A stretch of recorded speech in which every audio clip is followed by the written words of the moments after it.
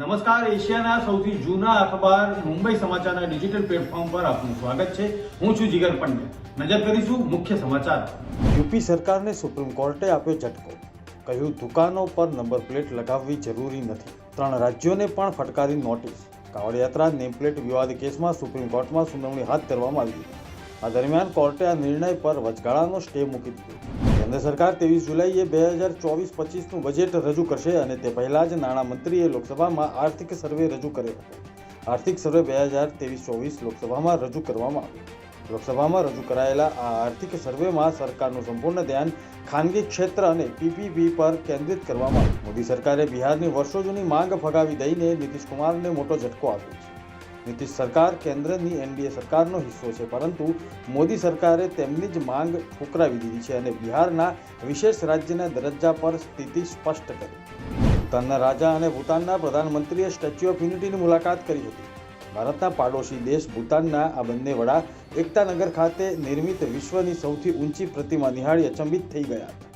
ભૂતાનના રાજા મહોદય સાથેનું પ્રતિનિધિ મંડળ એકતાનગર ખાતે પહોંચ્યું હતું અને તેમનું ભવ્ય સ્વાગત કરવામાં આવ્યું હતું. દ્વારકા જિલ્લામાં સવારથી જ ભારે વરસાદની સ્થિતિ જોવા મળી રહી છે. દ્વારકાના કલ્યાણપુરામાં સવારથી અત્યાર સુધીમાં 12 ઇંચ વરસાદ ખાબક્યો છે. ખંભાળિયાથી કલ્યાણપુરા વચ્ચેના રસ્તાઓ પર પાણી ફરી વળ્યા છે.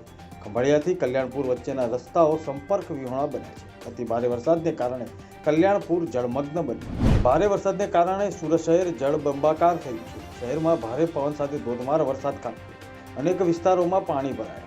પોલીસે જરૂરીના ઘરની બહાર ન નીકળવાની અપીલ કરી. ગુજરાતમાં આજથી 26 જુલાઈ સુધી ભારે વરસાદની આગાહી. સૌરાષ્ટ્ર અને દક્ષિણ ગુજરાતમાં હવામાન વિભાગ દ્વારા ભારે વરસાદની આગાહી કરવામાં આવી છે.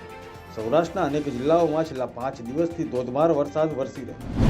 મુંબઈમાં ગઈકાલે એક હીરાના વેપારીએ ગેટવે ઓફ ઇન્ડિયા પર ઊભા રહીને પાણીમાં કૂદીને આત્મહત્યા કરી હતી. જેથી વહીવટીતંત્રએ ગેટવેની આસપાસના વિસ્તારોમાં બેરિકેડ્સ ગોઠવી દીધા હતા અને પોલીસ કર્મચારીઓની નિમણૂક કરી. ટેસ્લાના સીઈઓ ઇલોન મસ્કે સોશિયલ મીડિયા પ્લેટફોર્મ એક્સ પર એક વિડીયો શેર કર્યો. આ વિડીયોને મસ્કે કેપ્શન આપ્યું છે કે એઆઈ ફેશન શો, જેમાં ભારતના વડાપ્રધાન નરેન્દ્ર મોદી, રશિયાના પ્રમુખ પુતિન સહિત વિશ્વના ઘણા નેતાઓને બતાવવામાં આવ્યા છે. આ વિડીયોમાં જોઈ શકાય છે કે વિશ્વના નેતાઓએ અનોખા કપડાં પહેર્યા છે અને આ તમામ નેતાઓ મોડલની જેમ રેમ્પ વોક કરી રહ્યા છે. અમેરિકાના રાષ્ટ્રપતિની ચૂંટણીની રેસમાંથી જો બાઇડન દૂર થઈ ચૂક્યા છે. જો બાઇડને રાષ્ટ્રપતિ પદના ઉમેદવાર તરીકે કમલા હેરિસને સમર્થન આપ્યું. જોકે ડેમોક્રેટિક દ્વારા કમલા હેરિસના નામને હજી સુધી સત્તાવાર મંજૂરી આપવામાં નથી આવી. આ હતા અત્યાર સુધીના મુખ્ય સમાચાર. જોતા રહો મુંબઈ સમાચારનું ડિજિટલ પ્લેટફોર્મ. નમસ્કાર.